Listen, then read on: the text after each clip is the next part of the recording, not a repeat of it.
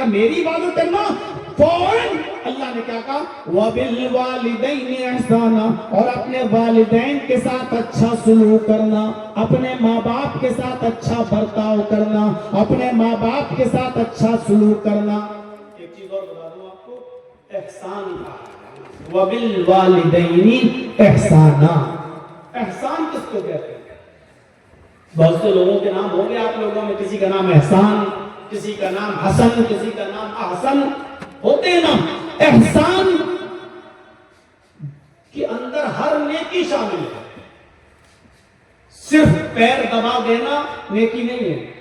احسان کہتے ہیں جس میں سب نیکی شامل ہو، یعنی باپ کو جس چیز کی بھی ضرورت ہو اور ماں کو جس چیز کی بھی ضرورت ہو، آپ کو اس کے لیے وہ کام کرنا پڑے گا، یہ ہے احسان۔ باپ کو صبح اٹھ کے کھانا کھلا دیا اور دن بھر آپ آفس میں چلے گئے، حق ادا ہو گیا؟ نہیں۔ باپ کو صبح بھی دوا کی ضرورت ہے، دوپہر میں بھی دوا کی ضرورت ہے، شام کو بھی دوا کی ضرورت ہے۔ اب یہ بیٹے کی ذمہ داری ہے کہ بیٹا اپنے باپ کو صبح تو دوا کھلا کے جا رہا ہے، لیکن اب 2 ٹائم کی دوا باپ کو کون کھلائے؟ چلو شام کو بھی آ کے کھلا دوں گا، لیکن دوپہر کی تو ایسا انتظام کر کے جائے کہ میرا باپ دوپہر کو بھی دوا سے محروم نہ رہے، یہ احسان ہے۔ سخت سردی ہے، باپ دھوپ میں بیٹھنا چاہتا ہے یا ماں دھوپ میں بیٹھنا چاہتی ہے، اور آپ کے گھر کے باہر دروازے کے باہر ایک کھلا میدان ہے، وہاں دھوپ آ رہی ہے، یا آپ کے گھر کی چھت کے اوپر کھلی چھت ہے، دھوپ آ رہی ہے، آپ کے باپ نے آپ کی ماں نے کہہ دیا کہ بیٹے مجھے دھوپ میں لے چلو، مجھے دھوپ میں بیٹھنا ہے۔ باپ کمزور ہے، پیروں سے اٹھ نہیں سکتے، چل نہیں سکتے، لیکن باپ کی خواہش ہے کہ میں تھوڑی دیر کے لیے دھوپ میں بیٹھ جاؤں، تو اب اس کے بیٹے کی ذمہ داری ہے کہ اپنے باپ کو اٹھائے، اپنے کاندھے پہ سوار کرے، اپنی پیٹھ پر لادے، اپنی گود میں اٹھائے اور اپنے باپ کو چھت کے اوپر لے جائے یا باہر میدان میں دھوپ میں بٹھائے۔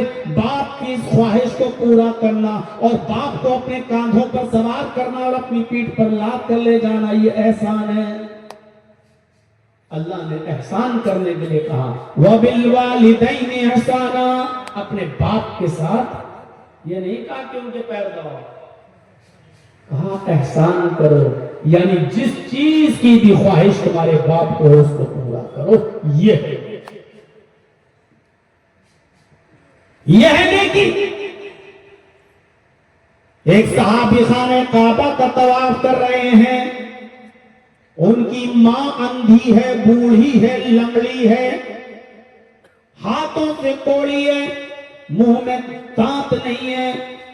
یہ آدمی روزانہ، بچہ اس کا، لڑکا اس کا، بیٹا روز روٹی بناتا ہے، اپنے منہ میں چباتا ہے اور چبا ہوا لقمہ اپنے ماں کے منہ میں ڈال کر اس کو کھلاتا ہے، اپنے ماں کے کپڑے دھلتا ہے، اپنے ماں کا پیشاب پائخانہ صاف کرتا ہے۔ ماں نے کہا بیٹے مجھے عمرے کے لیے لے چلو، کہا ماں تم اندھی ہو، نابینا ہو، تم کیسے دیکھ پاؤ گی، پیروں سے لنگڑی ہو، کیسے چل پاؤ گی؟ کہا بیٹے تم مجھے اپنی پیٹھ پر لاد کر کیا خانہ کعبہ کا طواف نہیں کرا سکتے ہو؟ بیٹے نے اپنی ماں کو اپنی پیٹھ پر لادا اور خانہ کعبہ کا طواف کرنے لگا۔ خانہ کعبہ کے طواف کرنے کے بعد اس کی نظر حضرت عمر کے پاس پہنچی۔ حضرت عمر فاروق نے کہا یہ کون ہے؟ کہا میری ماں ہے۔ کہا اللہ تمہیں جزائے خیر دے، تم اپنی ماں کی کتنی خدمت کرتے ہو، اس بڑی ماں کو، آنکھوں سے اندھی ماں کو اپنی پیٹھ پر لاد کر تم خانہ کعبہ کا طواف کرا رہے ہو۔ اس نوجوان نے پوچھا امیر المومنین، میں اپنی بوڑھی ماں کو خانہ کعبہ پر 7 چکر پیٹھ پر لاد کر میں لگایا ہوں، گھر میں روٹی بنا کر کھلاتا ہوں، میری ماں ہاتھوں سے کوڑی ہے، اس کا پیشاب پاخانہ بھی میں صاف کرتا ہوں، کیا میں نے اپنی ماں کا حق ادا کر دیا؟ کیا میں نے اپنی ماں کا حق ادا کر دیا؟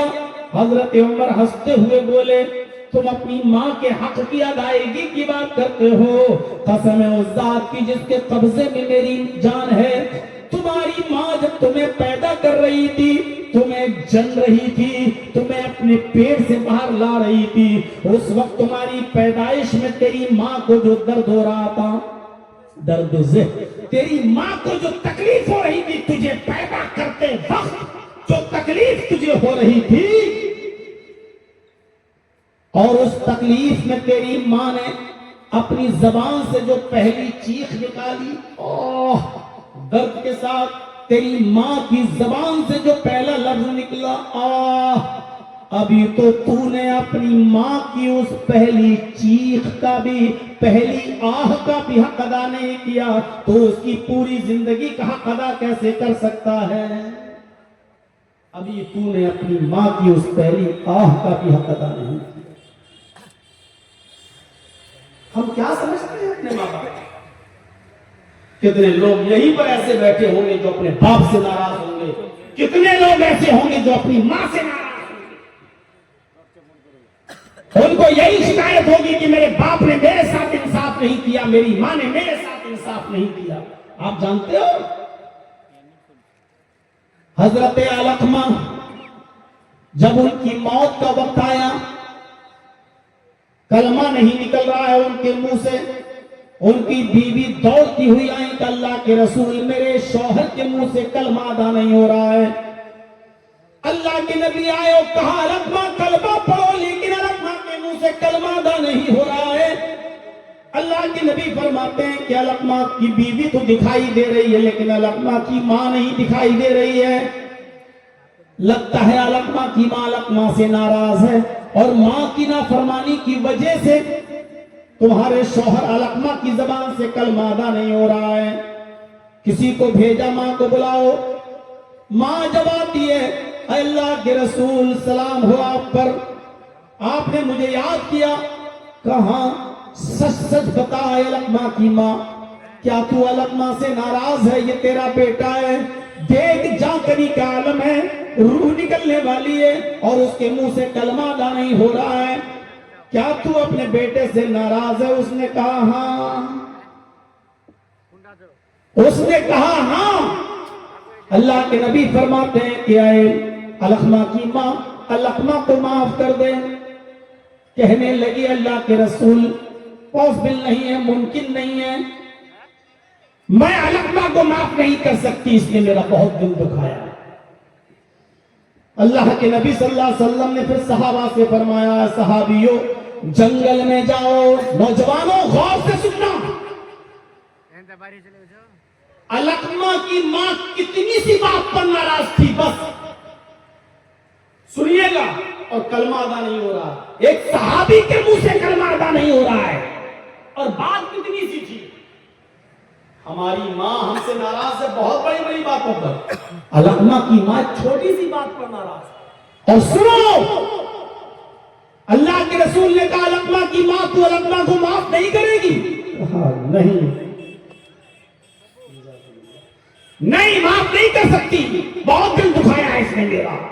اللہ کے نبی کہتے ہیں صحابیوں جنگل میں جاؤ، لکڑیاں اکٹھی کر کے لاؤ، اور علقمہ کے گھر کے باہر لکڑیاں اکٹھی کر لو، جب علقمہ مر جائے تو آگ لگانا ان لکڑیوں میں، اور علقمہ کی لاش کو اسی آگ میں ڈال دینا۔ محمد رسول اللہ کے قبرستان میں ماں کا نافرمان دفن نہیں ہوگا۔ میں ماں کے نافرمان کو اپنے قبرستان میں دفن ہونے کی اجازت نہیں دے سکتا، جو ماں کا نافرمان ہو اس کو آگ میں چلا دینا۔ علقمہ کی ماں نے جب یہ سنا تو کہنے لگی اللہ کے رسول یہ میں گوارا نہیں کروں گی کہ میرا بیٹا مرنے کے بعد اس کو 2 گز زمین بھی نہ ملے۔ آپ نے کہا تو پھر تجھے معاف کرنا ہوگا۔ وجہ کیا ہے؟ ناراض کیوں ہے تو اپنے بیٹے سے؟ تو جانتے ہو اس نے کیا کہا؟ علقمہ کی ماں نے، اے اللہ کے رسول کانا کثیر الصلاۃ و کثیر الزکات، کانا کثیر الصلاۃ و کثیر الصیام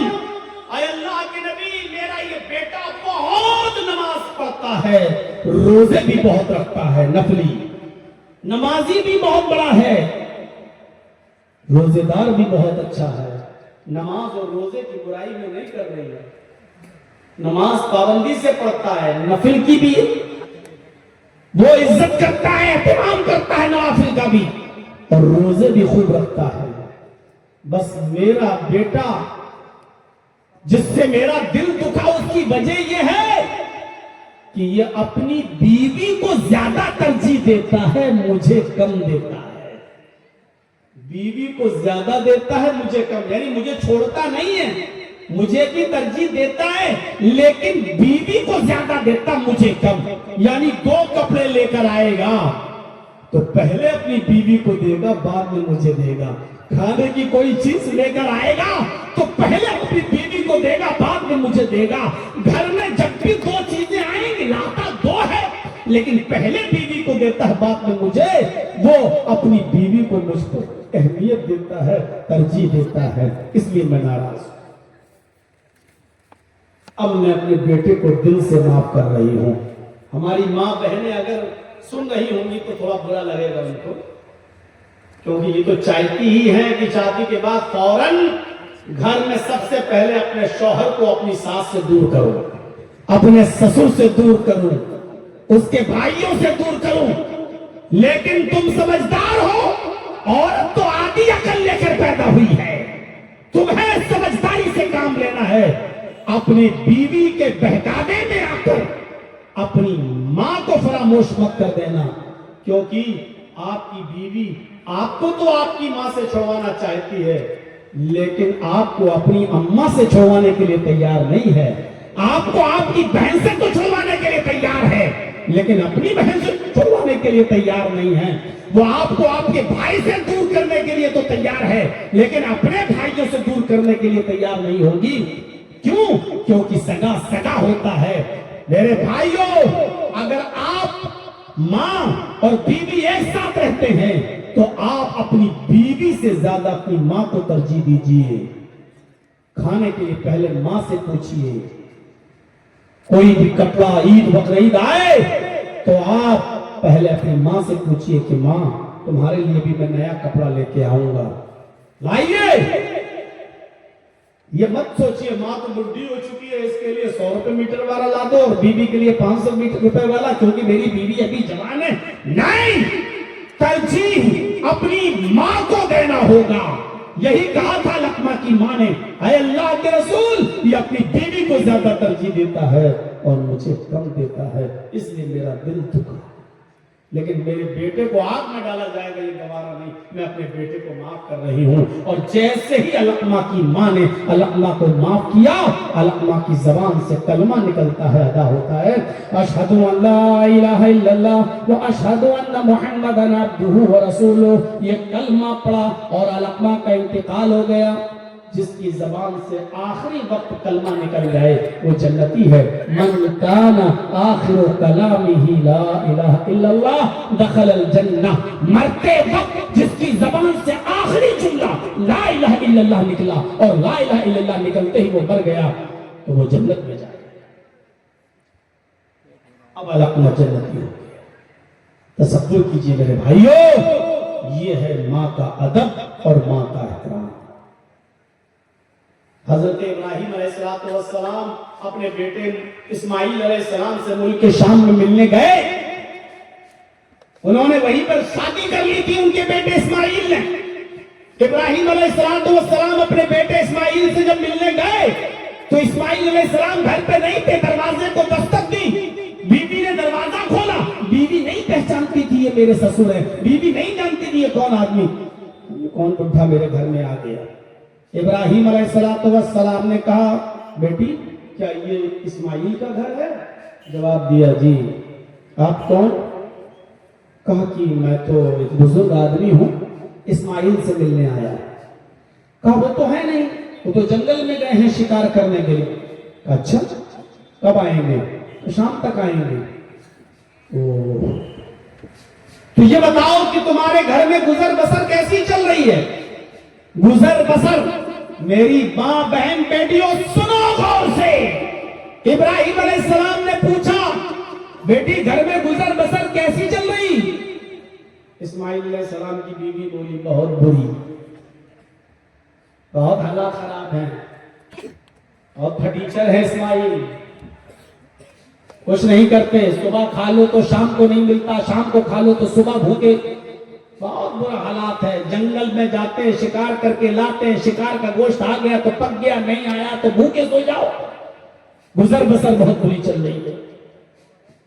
ابراہیم علیہ السلام سمجھ گئے کہ اسماعیل پھنس گیا بیچارہ، جہاں شادی کر کیا ہے اس کو بڑی نافرمان عورت ملی ہے، اللہ کی شکر گزار بندی نہیں ہے، اگر یہ اللہ کی شکر گزار بندی ہوتی تو کہتی نہیں جیسا بھی ہے اللہ کا شکر ہے، اللہ نے مجھے جس حال میں بھی رکھا ہے، اللہ کی تعریف، اللہ کی حمد و ثنا، ہمیں اللہ کا شکر ادا کرتی ہوں۔ اس نے یہ نہیں کہا، اس نے کہا بہت برا حال ہے، بہت برا، گزر بسر صحیح نہیں چلتی۔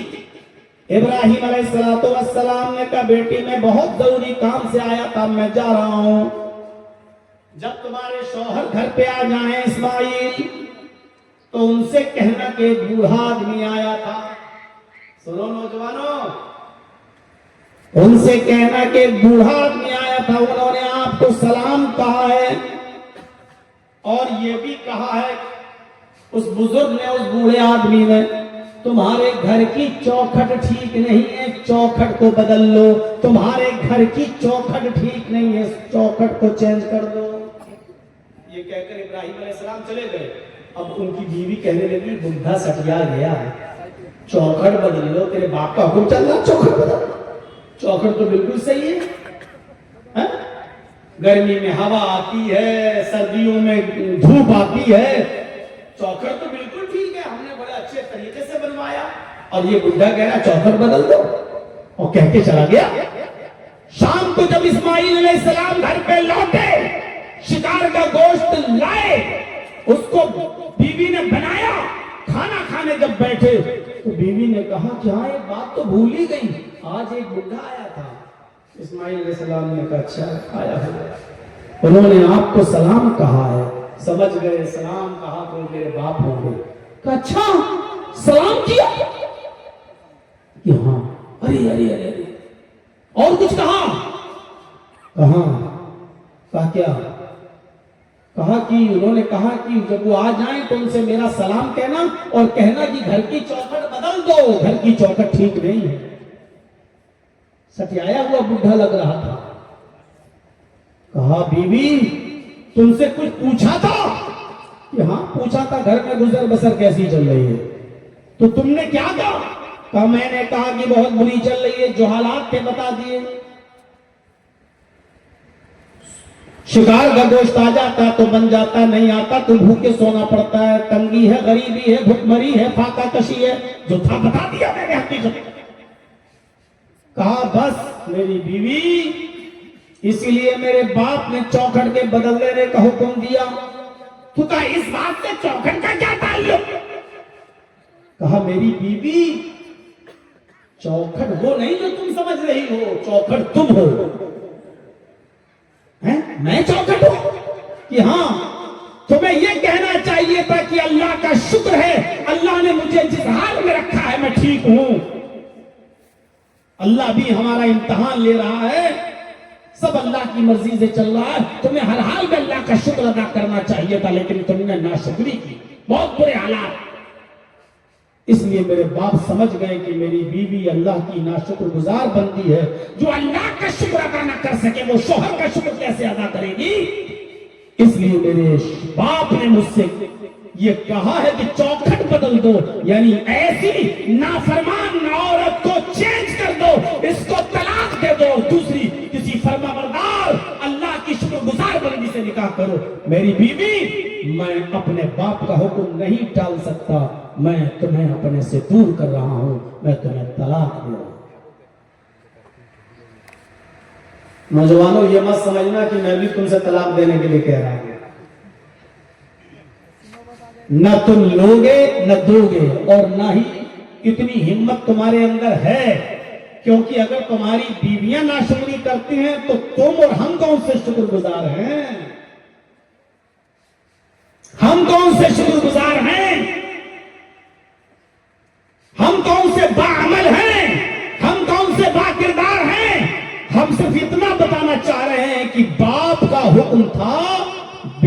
अपनी बीवी को तलाक दे दी, दूसरी शादी कर ली। फिर कुछ अरसे के बाद आए, पूछा कहां गए शौहर? का शिकार करने। घर में गुजर बसर कैसी चल रही है बेटी? कल अल्हम्दुलिल्लाह अला कुल्ली हाल, हर हाल में अल्लाह का शुक्र। कहा जब वो आ जाए तो कहना एक बूढ़ा आया था, सलाम करके गया है और कह गया है कि चौखट ठीक है, बरकरार रखना, इस चौखट को ऐसे ही रखना जैसे है। वो भी कहने लगी, बुढ़ा सटिया गया, चौखट की तो कोई बात ही नहीं है, हम क्यों बदलने लगे? हमें क्या पागल कुत्ते ने काटा है जब चौखट बदलेंगे?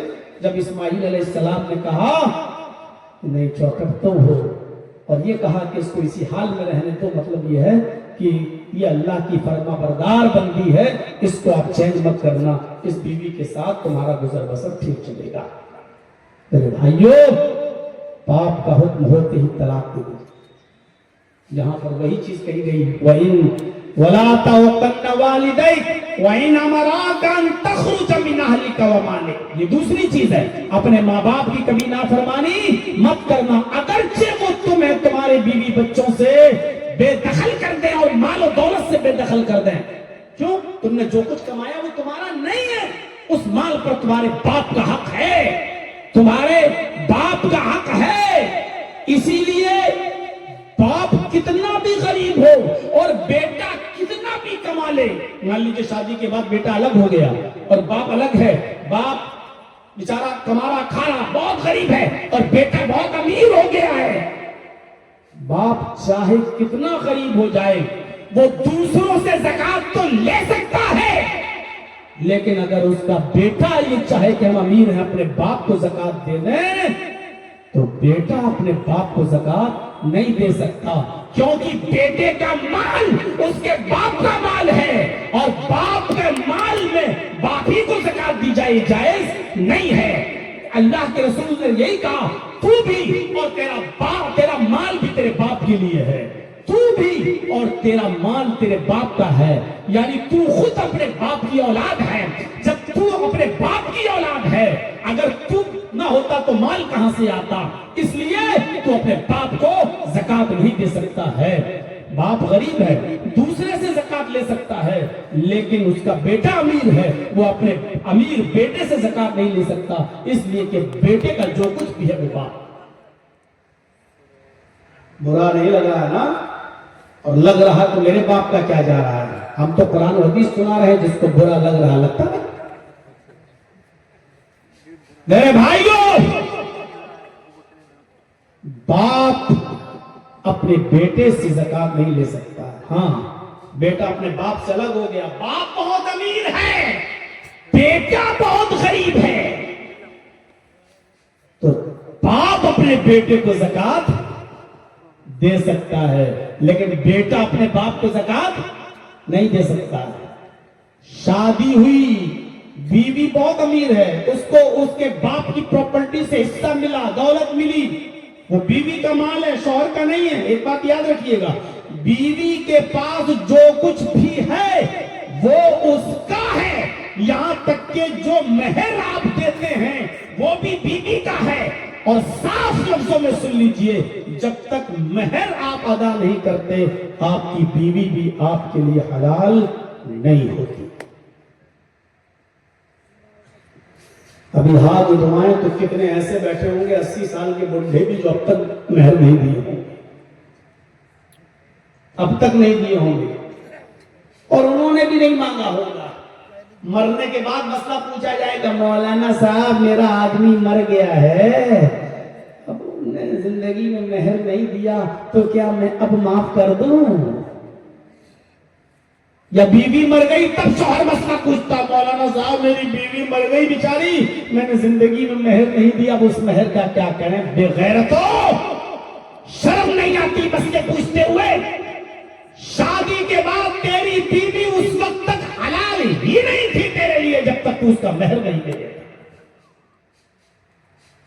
मेहर तो तब हलाल होती है, वो अपनी मर्जी से कहते ठीक है अभी नहीं, 2 महीने के बाद दे देना, 1 साल के बाद दे देना, तो अलग बात है। वो अपनी मर्जी से इजाजत दे सकती है, छोड़ सकती है, अलग बात है। और चाहे तो शौहर की गुर्बत को देखकर माफ भी कर सकती है। आप नहीं कर सकते, میں نے تو لوگوں کی شرم کی وجہ سے بنوا لیا اتنا مہر 5,000 10,000، لیکن دینے کی طاقت نہیں، ہم نہیں دے پائیں گے، معاف کر دے۔ اگر آپ معاف کروا رہے ہیں تو یہ ظلم ہے، یہ ظلم ہے۔ وہ اپنی مرضی سے معاف کر دے، یہ الگ بات ہے، وہ اپنی مرضی سے معاف کر دے یہ الگ بات ہے، اس کا پیسہ ہے۔ اب سنیے مسئلہ، بیوی نے اپنا پیسہ کاروبار میں لگایا، اس سے انکم ہو رہی ہے، وہ انکم بیوی کی ہے، شوہر اگر لینا چاہے تو نہیں لے سکتا ہے۔ شوہر کا حق ہے اپنی بیوی کو کھلانے کا پلانے کا، یہ شوہر کا حق ہے، محنت کرے اور اپنی بیوی کو کھلائے۔ بیوی چاہے لاکھوں کروڑوں کی مالک ہے، وہ چاہے تو اپنے شوہر کو 1 روپیہ بھی نہ دے، آپ نہیں دے سکتے۔ لیکن اگر وہ امیر ہے اور شوہر غریب ہے اور بہت غریب ہے تو بیوی اپنے شوہر کو زکات دے سکتی ہے۔ سن لیجئے، بیوی امیر ہے وہ اپنے شوہر کو زکات دے سکتی ہے۔ جرجیس، ایک مثال دے رہا ہوں، جرجیس صاحب کی بیوی بہت امیر ہے، جرجیس صاحب بہت غریب ہے، جرجیس صاحب کی بیوی جرجیس صاحب کو زکات دے سکتی ہے۔ ٹھیک ہے، ہم دوسری جگہ تھے تو پہلے شوہر زیادہ حقدار ہے، اس نے مجھے زکات کا 1 لاکھ روپے دے دیا، 50,000 روپے لیجیے زکات ہے، ہم نکالیں ایک دوسرے کو، ہم آپ ہی کو دے دیتے ہیں، آپ کو ضرورت ہے لیجیے۔ اب جرجیس صاحب 50,000 روپے زکات کے لیے اپنی بیوی سے، اب وہی پیسہ ہم اپنی بیوی پہ خرچ کر رہے ہیں، لو کھاؤ، اپنے بچوں پہ خرچ کر رہے ہیں، تو وہی زکات کا پیسہ ہماری بیوی کھا سکتی ہے، ہمارے بچے بھی کھا سکتے ہیں، اس کے لیے زکات نہیں ہوگا، کیونکہ یہ اس کا حق ہے، شوہر سے وہ اپنا حق کھا رہی ہے، یہ شوہر کی ذمہ داری ہے۔ زکات بیوی دے سکتی ہے شوہر کو، اور شوہر جو کھلائے گا وہ اس کے لیے جائز ہوگا، اس کے لیے حرام نہیں ہوگا، کیونکہ شوہر کی ذمہ داری ہے کھلانے اور پلانے کی۔ بالکل ویسے ہی جیسے جرجیس صاحب ایک مزدور ہیں، ایک لیبر کا کام کرتے ہیں، کسی طوائف نے مجھ سے اپنے گھر کی دیوار بنوائی، اپنا مکان بنوایا، اور میں نے اس کا مکان بنا دیا، دیوار اٹھا دی، اس کے پاس حرام کا پیسہ ہے، وہ جسم بیچ کر پیسہ کماتی ہے، اس نے اپنا جسم بیچ کر لاکھوں روپے اکٹھا کیا ہے۔ اب جرجیس صاحب نے جو محنت کی ہے وہ اسی حرام کی کمائی میں سے مجھے دے رہی ہے، یہ لیجیے آپ کی 1 دن کی مزدوری، 1,000 روپے آپ نے مستری کا کام کیا ہے، اس کے پاس حرام کا پیسہ ہے، اس نے جو کمایا وہ حرام کا ہے، لیکن اس نے جو پیسہ جرجیس کو دیا ہے، جرجیس اس پیسے کو کھا سکتا ہے، استعمال کر سکتا ہے، وہ پیسہ جرجیس کے لیے حرام نہیں ہے، کیونکہ جرجیس نے محنت کی ہے، اس کا مکان بنایا ہے، اس کی دیوار کھڑی کی ہے، وہ پیسہ اس کے لیے حرام ہوگا، میرے لیے حرام نہیں ہوگا۔ ان مسئلوں کو یاد رکھیے گا میرے پیارے ساتھیوں۔ ماں باپ کی نافرمانی کبھی بھی کسی بھی کنڈیشن میں نہیں کرنا ہے، کیونکہ بیٹے کا مال اس کے باپ کا ہے، باپ جتنا مانگنا چاہے مانگ سکتا ہے اور بیٹے کو دینا پڑے گا۔ باپ کہے بیٹا تیرے پاس 10 لاکھ روپیہ 5 لاکھ نہیں دے دے، بیٹے کو دینا پڑے گا۔ آپ لوگ سوچ رہے ہوں گے مولانا صاحب مت بتاؤ، نہیں تو آج کل یہ بڈھے سڑ جا کے حقیقت میں مانگ بیٹھیں گے، مانگ بیٹھیں گے۔ میرے بھائیوں، جب وہ محل آپ کا ہے ہی نہیں، آپ خود اپنے باپ کے ہیں اور آپ کا مال بھی آپ کے باپ کا ہے، پھر آپ کیسے کہہ رہے ہیں؟ سنتے جائیے۔ چلیے ابھی 2 چیزیں ہو گئی اور 1 گھنٹہ سے اوپر ہو گیا ہے، آئیے تھوڑا سا تیسری چیز کی طرف کیا جائیے۔ وَلَا تَتْرُكَنَّ صَلَاةً مَكْتُوبَةً مُتَعَمِّدًا وَإِنَّ مَن تَرَكَ صَلَاةً مَكْتُوبَةً مُتَعَمِّدًا فَقَدْ بَرِئَتْ مِنْهُ ذِمَّةُ اللَّهِ۔ فرض نماز کبھی بھی کسی بھی حال میں مت چھوڑنا، جو فرض نماز چھوڑ دیتا ہے اللہ کی ذمہ داری اس کے اوپر نہیں رہتی ہے۔ فرض نماز کو کبھی کسی بھی کنڈیشن میں نہیں چھوڑنا۔ نماز کے بارے میں اتنا بتا دوں، نماز کبھی بھی کسی بھی کنڈیشن میں معاف نہیں ہے، صرف اس عورت پر معاف ہے جس کو پیریڈ شروع ہو چکا ہے، جس کو 3 دن 4 دن 5 دن، ہر عورت کی الگ الگ اپنی عادت ہوتی ہے، आता है वो पीरियड, उतने दिनों में जो नमाजें छूटेंगी उस औरत को हुक्म है कि वो बाद में पूरी नहीं करेगी। उन दिनों में जो नमाजें छूटेंगी, उन दिनों में जो नमाजें छूटेंगी, फौरन जिस वक्त वो पाक होगी उसी दिन उसको नहाना है और उसको फिर नमाज शुरू करना है। जो नमाजें छूट गई वो बाद में उसको नहीं पढ़ना है। लेकिन अगर रमजान के महीने में पीरियड शुरू हो गया तो जितने रोजे छूटेंगे, नमाज तो माफ है लेकिन रोजे जो छूटे हैं वो माफ नहीं है, वो बाद में दूसरा रमजान आने से पहले पहले उसको रखना पड़ेंगे।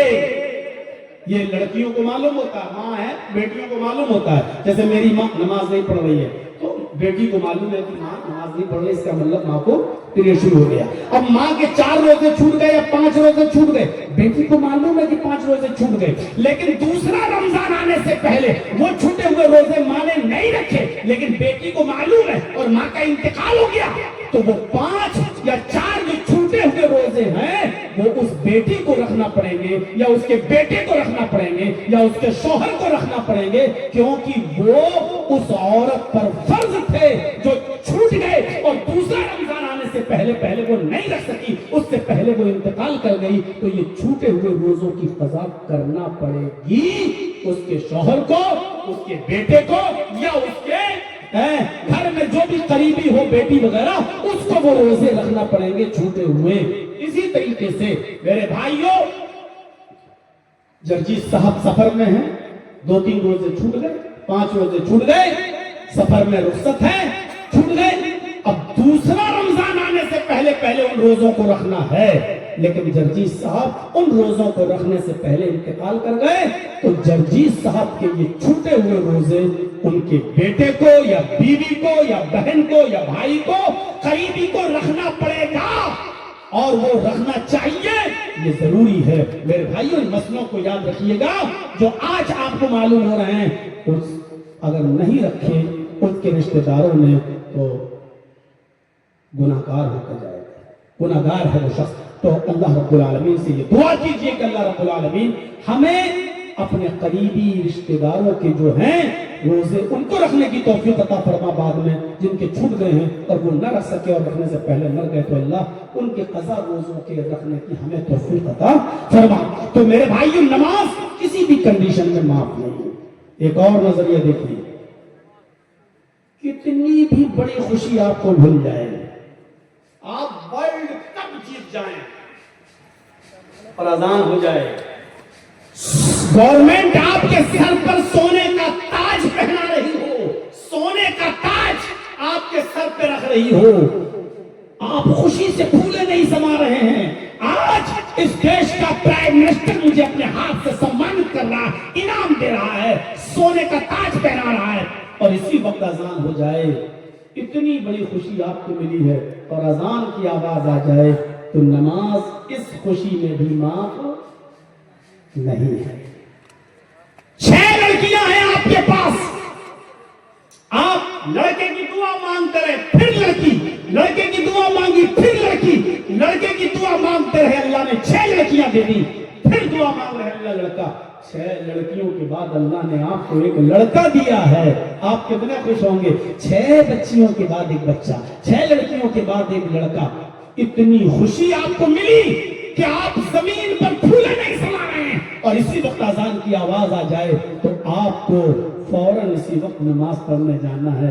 इस खुशी के मौके पर भी आपको नमाज नहीं छोड़नी। 6 बेटियों के बाद आपको एक बेटा मिला, बड़ा प्यारा सा बच्चा, 12 साल तक आपने उसकी खूब देख रेख की, लड़कियों से ज्यादा उसको प्यार दिया, उसकी ख्वाहिश को पूरा किया। अचानक 13 साल 14 साल की उम्र में वो बच्चा बीमार होता है और अचानक उसका इंतकाल हो जाता है, आपके दिल पर क्या गुजरेगी। 6 लड़कियों के बाद अल्लाह ने आपको एक बेटा दिया, उस बेटे के इंतकाल पर आपके दिल पर क्या बीतेगी। यहाँ बेटे का इंतकाल हुआ, दिल पर चोट लगी, آنکھوں میں آنسو آئے. ابھی آپ غم کے آنسو بہا رہے تھے کہ اتنے میں اذان کی آواز آنے لگی. اتنا بڑا غم آپ کو پہنچا, لیکن نماز اس غم کے موقع پر بھی معاف نہیں ہے. غم اپنی جگہ پر, آپ کو ابھی نماز پڑھنے جانا ہے.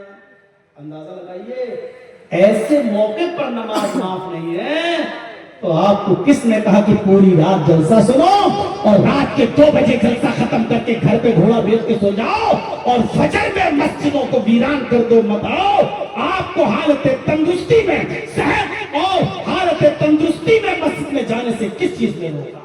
نماز تو ایسی غم کے موقع پر بھی جب معاف نہیں ہے تو خوشی کے موقع پر کیسے معاف ہو جائے گی؟ اور حالت بیماری میں جب معاف نہیں ہے تو تندرستی میں کیسے معاف ہو جائے گی؟ کھڑے ہو کر نہیں پڑھ سکتے ہو تو بیٹھ کے پڑھو, بیٹھ کے نہیں پڑھ سکتے ہو تو لیٹ کے پڑھو, لیٹ کے نہیں پڑھ سکتے ہو تو کروٹ سے پڑھو, کروٹ سے نہیں پڑھ سکتے ہو تو آنکھ کے اشارے سے پڑھو, آنکھ کے اشارے سے نہیں پڑھ سکتے ہو تو اپنے ہونٹ ہلا کر پڑھو. وضو کرنے سے, پانی استعمال کرنے سے تکلیف ہے تو تیمم کر کے پڑھو. پیشاب کی تھیلی لگی ہوئی ہے, پائپ لگا ہوا ہے, پیشاب کی تھیلی یہاں لٹک رہی ہے, آپ کو بار بار پیشاب آ رہا ہے, آپ کو پیشاب کی نلکی نکالنے کی ضرورت نہیں, اپنی شرمگاہ دھونے کی ضرورت نہیں. اس مجبوری میں یہ عذر آپ کے اوپر معاف ہے. آپ تیمم کر لیجئے یا وضو بنا لیجئے اور پیشاب کی تھیلی لٹکا ہی ہوئے اسی حال میں آپ نماز پڑھو, لیکن نماز پڑھو.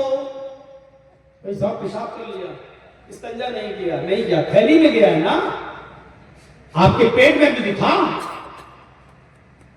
تھیلی میں لیٹرین کر رہا ہے آدمی, لیٹرین کا الگ سے راستہ بنایا ہوا ہے, آپ کی لیٹرین تھیلی میں جا رہی ہے, نماز کا وقت ہو گیا ہے, آپ کو اس حال میں بھی نماز پڑھنا ہے.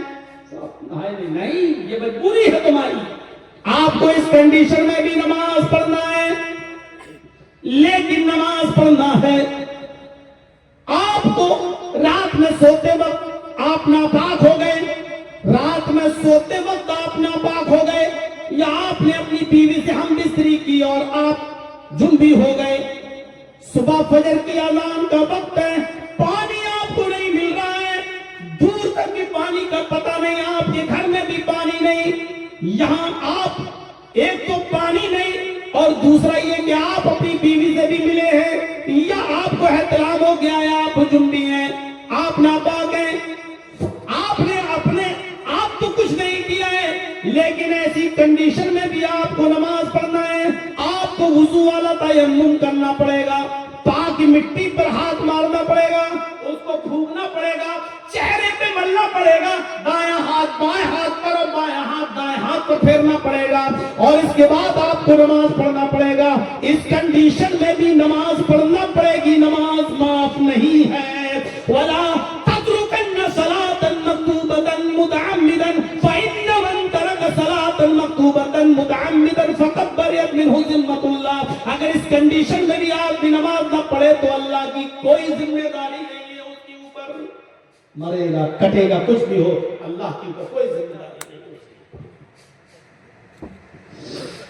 آپ کا بیٹا بیمار ہے, ایمبولینس آ رہی ہے لینے کے لیے, ادھر اذان کی آواز آ رہی ہے, ادھر اذان کی آواز آ رہی ہے, ایسی کنڈیشن میں آپ وضو بنائیے جلدی سے اپنے گھر پہ. اب مسجد میں جائیں گے تو 15 منٹ کے بعد جماعت ہوگی, جماعت میں امام صاحب ہو سکتا ہے 10 منٹ نماز پڑھانے میں بھی لگا دیں, اس لیے آپ وضو بنائیے اور جلدی سے 4 رکعت ظہر کی نماز فرض ہی فرض پڑھ لیجئے. یہاں سنتیں مت پڑھیے کیونکہ آپ کا بیٹا بیمار ہے, لیکن اذان کی آواز تم سن چکے ہو. اب مسجد میں نہیں جائیے, دیر لگ رہی ہے, ادھر بیٹے کی کنڈیشن دوسری ہے, آپ اپنے گھر ہی میں فرض ہی فرض پڑھ لیجئے اور جلدی سے لے کر جائیے اپنے بیٹے کو ہاسپٹل پہنچائیے. اس کنڈیشن میں بھی آپ کو نماز پڑھنا پڑے گی. مسجد میں نہیں جانا, مت جائیے, گھر پہ پڑھیے, لیکن پڑھیے. سنت نہیں پڑھ سکتے ہو مت پڑھیے, کم سے کم فرض نماز آپ کو اس کنڈیشن میں بھی پڑھنا پڑے گی. وَلَا تَتْرُكَنَّ صَلَاةً مکتوبتن، فرض نماز کبھی مت چھوڑنا، کسی بھی کنڈیشن میں مت چھوڑنا۔ میرے بھائیوں، یہ ہے نماز کا مقام اور یہ ہے نماز کی اہمیت۔ اور چوتھی چیز، وَلَا تَشْرَبَنَّ خَمْرًا فَإِنَّهُ رَأْسُ كُلِّ فَاحِشَةٍ، شراب کبھی مت پینا، اس لیے کہ شراب تمام برائیوں کی جڑ ہے، تمام برائیوں کی جڑ۔ اللہ کے نبی صلی اللہ علیہ وسلم نے فرمایا میری امت پر بھی وہ زمانہ آ جائے گا جو بنی اسرائیل پر آیا تھا، میری امت پر بھی ایک زمانہ ایسا آ جائے گا جو بنی اسرائیل پر آیا تھا۔ حذو النعل بالنعل، جیسے دونوں جوتے برابر ہوتے ہیں ایسے ہی میری امت میں اور اس بنی اسرائیل میں کوئی فرق نہیں رہے گا، کوئی فرق نہیں رہے گا، دونوں ایک ہی نقش قدم پہ چلیں گے، ایک ہی نقش قدم پر۔ اس کے بعد فرمایا حتی ان کان منہم من ادارا بنی اسرائیل من ادارا امی علانیتا لکان فی امتی من یصنع ذلک، اگر بنی اسرائیل میں کسی نے چوراہے پر، روڈ پر، راستے میں سب کے سامنے اپنی ماں کے ساتھ زنا کیا ہوگا، اپنے ماں کے ساتھ گندا کام کیا ہوگا، لَكَانَ فِي أُمَّتِي مَن يَصْنَعُ ذَلِكَ، تو میری امت میں یعنی مسلمان بھی جب تک اپنی ماں کے ساتھ زنا نہ کرے، چوراہے پر، روڈ پر، راستے میں، سب کے سامنے جب تک ایک مسلمان بھی اپنی ماں کے ساتھ زنا نہیں کرے گا، قیامت نہیں آئے گی۔ یعنی بنی اسرائیل میں اگر کسی نے اپنی ماں کے ساتھ زنا کیا ہوگا تو مسلمانوں میں بھی ایسے لوگ پیدا ہوں گے جو اپنی ماں کے ساتھ زنا کریں گے۔ ایسا کون ہوگا جو اپنی ماں کے ساتھ زنا کرے گا؟ لیکن شراب کے نشے میں ماں کے ساتھ بھی اور بہن کے ساتھ بھی زنا کرنا برا نہیں لگتا، کیونکہ شراب عقل کو چھپا دیتی ہے۔ پوچھا گیا ایسا کیسے کوئی کر سکتا ہے کہ اپنی ماں کے ساتھ زنا کرے؟ فرمایا ہاں، شراب عقل کو ڈھانپ دیتی ہے، یعنی ایسا کوئی